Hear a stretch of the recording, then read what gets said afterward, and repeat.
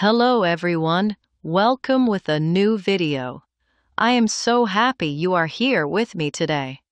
If you are learning English and want to practice your listening, you are in the perfect place. Today, we are going to talk about going out. We are going to talk about making bookings and reservations. This means planning ahead, calling a hotel, or talking to a restaurant before you arrive. I remember when I first started traveling, using these phrases felt a bit scary. But don't worry. We will go through this together, slowly and clearly. All you need to do is sit back, relax, and listen carefully to how I use these words. Let me tell you about a trip I planned a few months ago. I wanted to visit a beautiful old city by myself. It was a solo trip, just for me to relax and see the museums. Before leaving, I had to call the hotel to secure a place to stay. I dialed the number, and when the receptionist answered, I knew exactly what to say. I said, I'd like to book a single room for 3 nights. It was so simple and clear. A single room is perfect when you travel alone. They checked their computer and told me that they had a beautiful room available with a view of the garden. While I was talking to them, I realized I also needed to know about the last day of my trip. I need to plan my flights, you see, so I asked the receptionist, "What time is checkout?" This is very important because you don't want to carry your heavy bags around if your flight is late in the evening. The receptionist told me that checkout is at 11 o'clock in the morning. That was good to know. Then I thought about my heavy suitcase. I wanted to walk around the city on my last day without carrying a big bag. So I asked another question. I said, "Is there a left luggage service?" This means a safe place where the hotel keeps your bags after you leave your room. Luckily, they said yes. They have a small, secure room next to the front desk where guests can leave their luggage for free. I felt so relieved and happy with my booking. Now, let me tell you about another time when things did not go exactly as planned. This happened last summer. My friend and I were driving to a new city, and we got stuck in terrible traffic. The sun was going down, it was getting dark, and we were very tired. We did not have a hotel room yet, because we thought we would find one easily. I decided to stop the car and make a quick phone call to a small, cozy inn near the highway. I hoped they had a room for us. When a kind voice answered, I quickly said, "I'd like to make a reservation for tonight." I was a bit nervous because it was already late in the evening. The man on the phone smiled through his words and said they had one double room left. I was so happy. We drove quickly to the inn and arrived safely. But by the time we brought our bags inside, it was past 10 o'clock at night. My stomach was making loud noises because I was so hungry. The receptionist told us that the main restaurant inside the hotel closes early.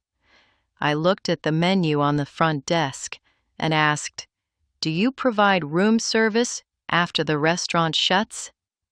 Room service is wonderful because they bring food straight to your door. The receptionist gave me a big smile and said yes. They have a special late-night menu with hot soup and sandwiches. We went up to our room, ordered some food, and had a wonderful night. Let's talk about something a bit more relaxing. Going out for a nice dinner. Last week it was my sister's birthday. She loves Italian food, especially fresh pasta and pizza.